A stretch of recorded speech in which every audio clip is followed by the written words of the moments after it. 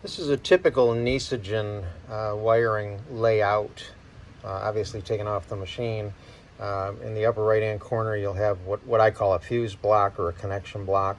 You've got two connectors here and a fuse and a third connector over here.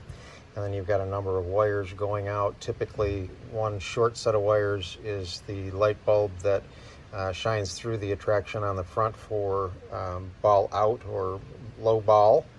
And that is controlled by this leaf switch over here.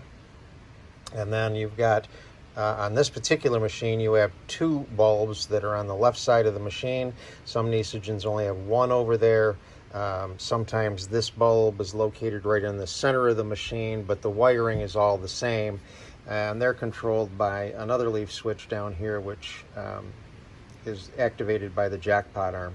So that's a very typical Nishijin. So when I work layout on these, I check the fuse for continuity, make sure the fuse is good.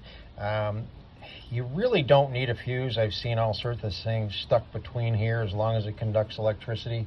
This is such a low voltage that a fuse really isn't necessary. But typically you'll have orange, white, and yellow. And orange and white are where you would hook your power from either your battery or your 12-volt transformer.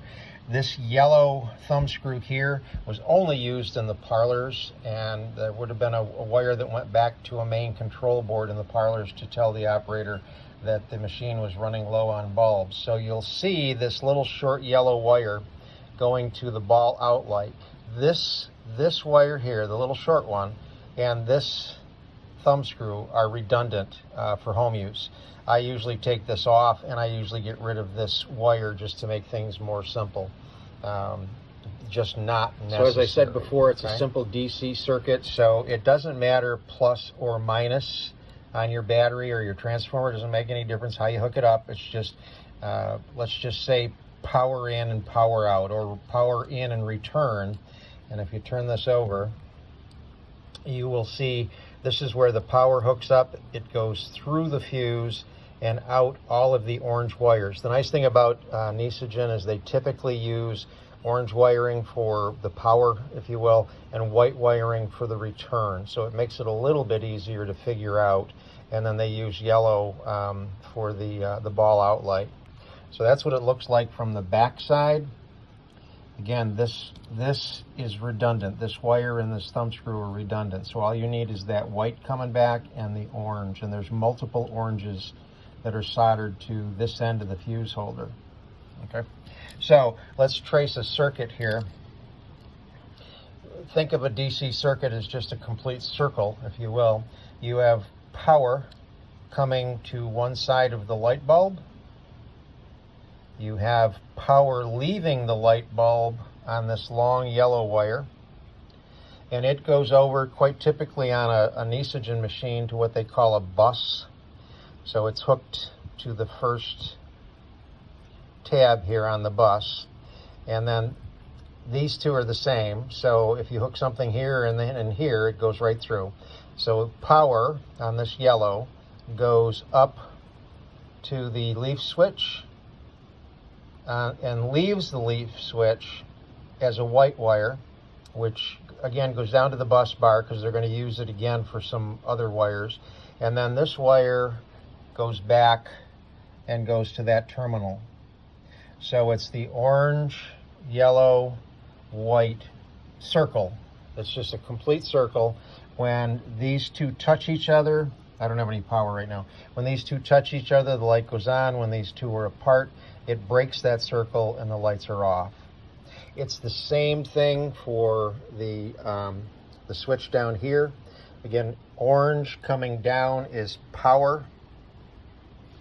It actually goes back up to here and over to the bulb. So essentially it's just power going to the bulb. They jump around here because there's two different bulbs and go back as this in return. And then it shares a return. You can share a return. Typically you're going to run power to each switch or bulb and then share the returns. So that's the way it's set up.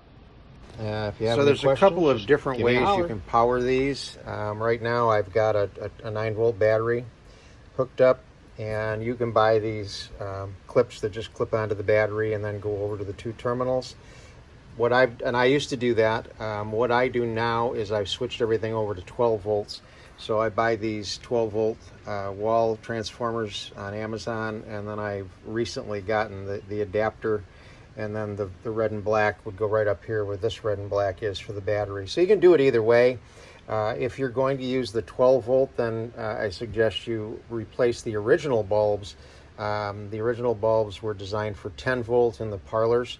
I buy 12 volt bulbs. They'll shine nice and bright. When we turn these lights on, it's not bad, but if it were 12 volt, it would be a lot brighter.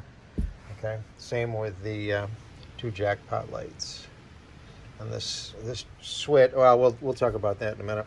Other things that you should have when you get ready to work with the wiring harness: wire strippers, voltmeter if you have it. This is volts DC. This is a DC circuit, and I have a pretty nice solder station here that I use to do the repairs on any of the harnesses that I have to.